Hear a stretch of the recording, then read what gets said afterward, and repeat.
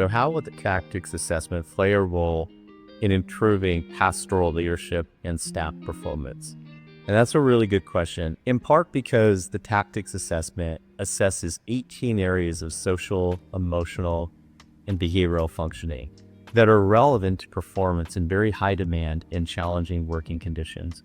The church has a lot of challenges that it's faced with and a lot of pressures that the staff have to adapt to.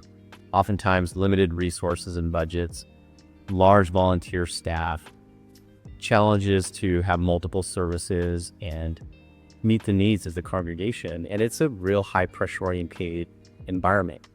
Now, what the tactics does is it looks at those areas that are very relevant to not only your performance and success within the church professionally, but also becoming a better version of yourself personally.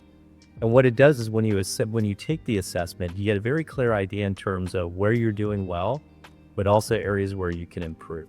So for instance, it can measure how much emotional stamina that you have in terms of dealing with stress, or how good are you in terms of maintaining optimism in the face of adversity.